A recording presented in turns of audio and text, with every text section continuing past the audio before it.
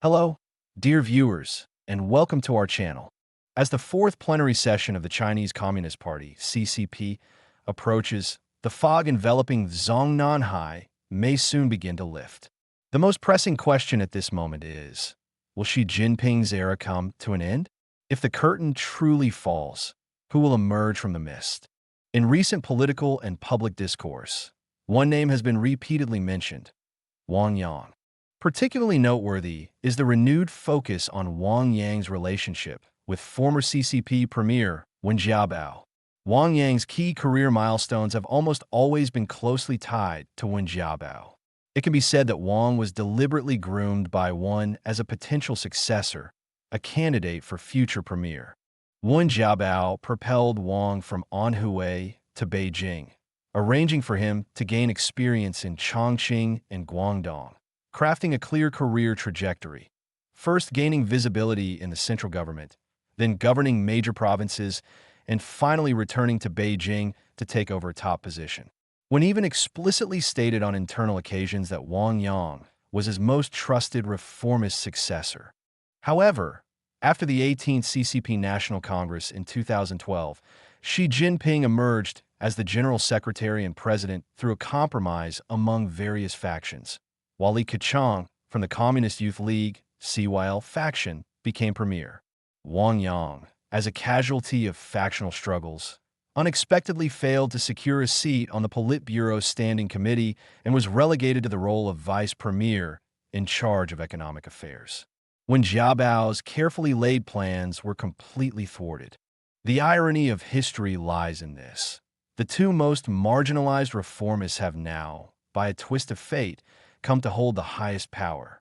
According to reliable internal sources, Wen Jiabao has now taken action, acting as a proxy general secretary behind the scenes, while Wang Yang is seen as the strongest candidate to become the new proxy general secretary. Recently, during Chinese Premier Li Chang's visit to the United States, he made a rare reference to Wang Yang's sidelined China-US couple theory, seemingly signaling goodwill toward the Wang Yang camp, further fueling such rumors and speculations. This raises the question, could Wang Yang truly emerge as the dark horse in the battle over Xi Jinping's potential exit? Will the fourth plenary session fulfill Wen Jiabao's long unrealized aspirations? Wang Yang hails from a rural family in Suzhou, Anhui. His father passed away early, leaving his mother to raise 3 children in hardship. As the eldest son, Wang began pulling a cart to earn money at the age of 8. Villagers from Wang's hometown have recalled, this kid crawled out of the mud. He used to collect manure as a child. In 1972, at just 17 years old and without graduating high school, Wang took his father's place and joined a food processing factory in Suzhou, Anhui. His drive quickly earned him a position as a workshop leader, catching the eye of Zhu Mali, the daughter of a local official. In 1975, Wang married Zhu, marking the first turning point in his life. His father-in-law, Zhu Jianyan, was then the deputy commissioner of Suzhou's administrative region. This political connection provided crucial support for Wang's early career. After becoming a son-in-law to a prominent family, Wang was transferred in 1976 to teach at a local May 7th cadre school, later rising to deputy director of the teaching and research department and a member of the school's party committee. In March 1979, as the CCP accelerated the training of young cadres, Wang was selected to study political economy at the Central Party School's theoretical propaganda cadre class for about a year, a move that significantly boosted his career. From 1981 to 1984, Wang rose through the ranks of the Communist Youth League in Anhui, from deputy secretary of the Suzhou Regional Committee to deputy secretary of the Provincial Committee. His early career was marked by a distinct label: bold, reformist, and resolute. In 1988, at the age of 33, Wang was appointed mayor of Tongling, Anhui, becoming the youngest mayor in the country. At the time, although the central government had proposed urban economic reforms, the dual-track pricing system had led to corruption and inflation, exacerbating social tensions. Wang spearheaded the Breaking the Three Irons reform in Tongling, dismantling the iron rice bowl, iron share, and iron wages. This reform caused significant upheaval in local state-owned enterprises, but quickly established Tongling as a model for reform, showcasing Wang's boldness. Following the 1989 Tiananmen Square incident, the political climate turned sharply conservative, with reformists facing suppression and a nationwide debate over capitalism versus socialism, emphasizing the primacy of a planned economy. During this period, Wang boldly went against the tide, openly challenging the planned economy. In 1991, he published a lengthy article in a local newspaper titled "Wake Up, Tongling," calling for ideological emancipation and the abandonment of the planned economy. He bluntly stated, "History does not allow us to slumber on the planned economy," and urged breaking through the barriers of capitalism versus socialism. Whether by chance or design, Wang's audacious call caught the attention of Deng Xiaoping's administration, which was eager to reform and salvage the CCP's legitimacy crisis. The People's Daily publicly praised the Tongling reform. During Deng's 1992 Southern tour, when passing through Bengbu, Anhui, he specifically summoned Wang to the guest house. Deng reportedly admired the young mayor's reformist zeal, calling him a rare talent and playfully dubbing him the baby-faced mayor due to his youthful appearance. The following year, at age 38, Wang was promoted to vice governor of Anhui, in charge of trade and economy, becoming the youngest vice governor in the country at the time. Rumors even circulated that Wang was one of the individuals Deng Xiaoping had entrusted to Hu Jintao. While Wang's reforms in Anhui gained central government attention, moving from a local post to Beijing required a key supporter. This is where Jiabao became critical. Wang's first move to Beijing came in September 1999, when he was appointed deputy director of the National Development and Planning Commission, working on national economic planning, structural reforms, and industrial policy formulation. This pivotal transition is widely attributed to Wen Jiabao's influence. In 1998, Wen Jiabao became vice premier, overseeing agriculture, finance, and economic reforms, and was already designated as Zhu Rongji's successor as premier. When consistently favored pragmatic reformist and economically savvy young cadres, and Wang Yang fit the bill perfectly. In 2003, when Wen became premier, Wang was immediately appointed Deputy Secretary General of the State Council, a ministerial-level position, handling the daily operations of the State Council's office. This demonstrated Wen's high regard for Wang. Wen saw Wang as a like-minded ally and groomed him as a political successor. Nearly every step of Wang's career left a trail of unconventional reforms. On December 24, 2005, Wang was sent to Chongqing as party secretary, becoming a provincial-level leader. In early 2006, he broke new ground in Chongqing's media by declaring, "Let readers get used to finding Wang Yang on the second page," overturning the tradition of party leaders dominating front-page headlines. This shook up Chongqing's officialdom. During the severe drought in Chongqing in 2006, Wang visited a farmer's market where a vendor sat on the ground answering questions. Twice, an entourage member arrogantly urged the vendor to stand. To everyone's astonishment, Wang grabbed a green pepper from the vendor's basket and threw it at the staff member, saying, "Why should the masses stand to speak? We are the people's servants. We're the ones who should be standing." Was Wang merely putting on a show? It's hard to say, but his relatively down-to-earth demeanor is widely acknowledged. In 2007, during the Chongqing nail house incident, homeowner Yang Wu climbed atop his isolated building and shouted, "I want to see Wang Yang." Wang negotiated transparently and peacefully, resulting in a resolution where Yang and his wife accepted relocation, and the building was demolished peacefully. In an era when forced demolitions were routine, this was a groundbreaking case, starkly contrasting with Bo Xilai's later singing red, striking black, hardline tactics in Chongqing. After 2 years in Chongqing, Wang was transferred in 2007 to serve as Guangdong's party secretary, one of China's most critical provincial posts and a window for reform and opening. Being appointed here signaled his entry into the successor echelon. Such assignments are always the result of high-level political maneuvering, Guangdong, China's export hub as the world's factory, faced a crisis when Wang arrived, coinciding with the 2008 global financial crisis. Traditional labor-intensive industries like clothing, toys, and electronics assembly suffered severe declines in external demand, leading to widespread factory closures. Wang introduced the "empty the cage, change the bird" policy, relocating outdated labor-intensive enterprises to remote areas of Guangdong to make way for industrial upgrades in core regions, such as electronics, automotive manufacturing, and biotechnology. The policy's success earned Wang the nickname Little Wen Jiabao. With Wen Jiabao support, Wang also launched an anti-corruption campaign in Guangdong's officialdom and piloted an official's asset declaration system. Wang was a key advocate for asset declarations among CCP leaders. Wang's willingness to tackle such a sensitive issue in China's economic powerhouse demonstrated his alignment with Wen's political ideals. However, Wang gained global attention for his handling of the Wukong incident. The Wukong protests in Shanwei stemmed from villagers' grievances over corrupt village officials and illegal land sales. Per the CCP's usual stability maintenance approach, such protests were typically met with armed police and violent suppression.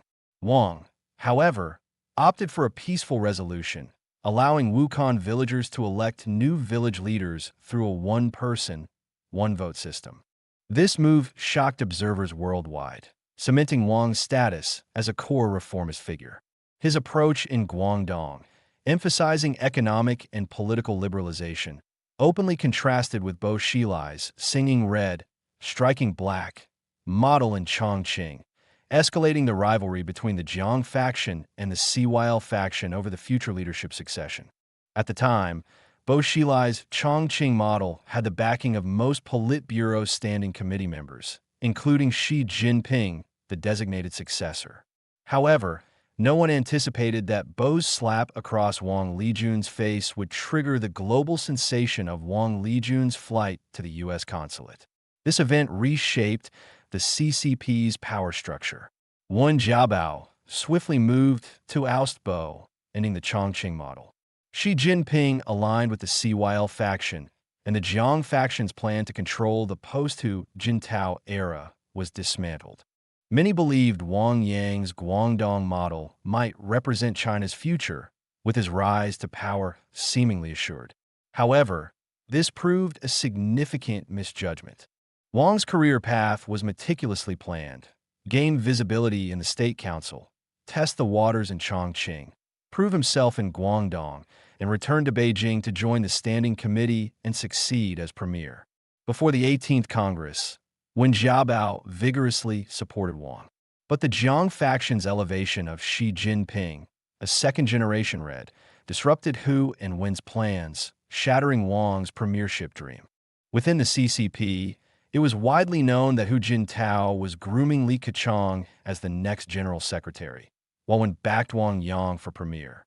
However, Bo Xilai's aggressive bid for succession led to a multi-factional tug-of-war, resulting in a compromise.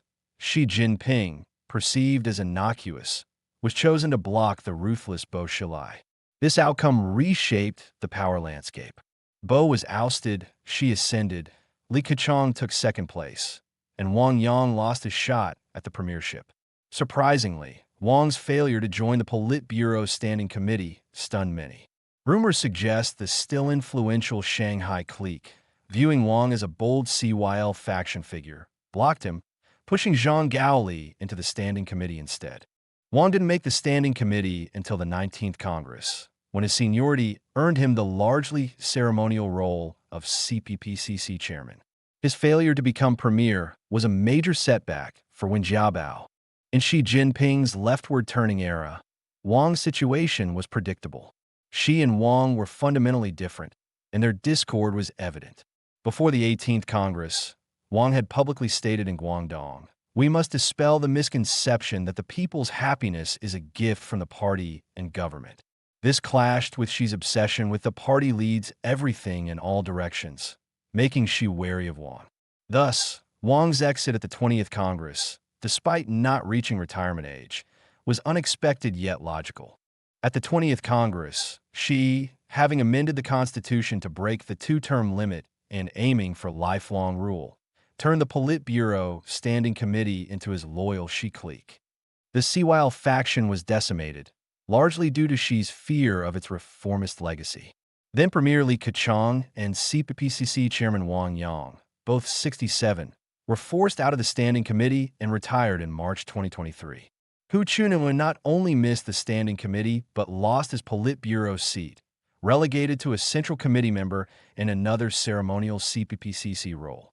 Yet, Han Zheng, who became vice president, was older than both Li and Wang. Other overage Politburo members, like Wang Yi and Zhang Youxia, remained. At the 20th Congress's closing moments, when CYL leader Hu Jintao was forcibly escorted out, Wang Yang sat expressionless, likely resigned to the inevitable. During the 2023 sessions, Li Keqiang delivered his final premier's report on March 5th. A viral video showed Xi shaking hands with Li, his decade-long partner, for just 1 or 2 seconds without making eye contact before turning away. Wang Yang, standing beside Li, turned away as she approached, visibly showing disdain, highlighting the irreparable rift between the CYL faction and Xi. Similar to the Xi down, Li up rumors surrounding Li Keqiang, Wang Yang, a key reformist, has been repeatedly linked to coup and forced resignation speculations. In 2018, around the Beidei meeting, some within the system used the code Dahai leads the charge to call for Wang to replace Xi, though it fizzled out. In early 2020, an anonymous open letter suggested the Politburo hold an expanded meeting to discuss Xi's removal, proposing Wang Yang, Li Keqiang, and Wang Zhishan form a leadership group. In April 2020, Renmin University professor Leng Jiefu issued an open letter urging Wang to convene a CPPCC chair meeting to propose Xi's temporary withdrawal and establish a United States of China. In the summer of 2023, floods struck Beijing and other areas, yet none of the 7 standing committee members appeared in the disaster zones, all staying in Beidei. A popular online couplet emerged. Beijing's rains turned the city into Zongnanhai. Citizens evacuated. Every place becomes Diayutai. Banner. Wang Yang enters Beijing. The political implication was unmistakable. After his exit at the 20th Congress, Wang immediately retreated to care for his mother, avoiding public appearances. On May 6, 2023, Sing Tao Daily released a video, reportedly circulating online, showing Wang chatting with his wheelchair-bound mother. She said, "Let's go, it's getting dark." Wang replied, "Go where in the dark? Time to eat. This is Beijing, not Suzhou or Hefei." The video's release was not random. Beyond showing Wang as a filial son, it carried political undertones. Many interpreted it as Wang indirectly signaling to Xi, "I'm done with politics and won't play your game." Yet, history's irony lies in this. When you want something, you can't get it. When you don't, it's thrust upon you. After Xi's reported stroke and Zhang Youxia's power grab, Wang, who had withdrawn from public life, was repeatedly urged by Wen and Li to step up, inevitably becoming a leading figure in the post-Xi era. Looking at the current CCP power structure, it could be divided into 4 factions.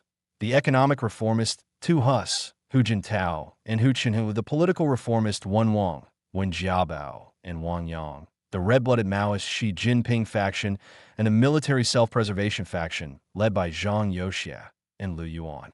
In this 4-way struggle, Wen Jiabao has emerged as the head of the central decision-making and coordination body, with Wang Yang as the de facto executive deputy. The 2 most suppressed reformists now temporarily hold the upper hand in the CCP's core power structure. This brings us to a critical question. Can Wang Yang truly transform from a political vase into a proxy general secretary? We will soon find the answer at the CCP's 4th plenary session.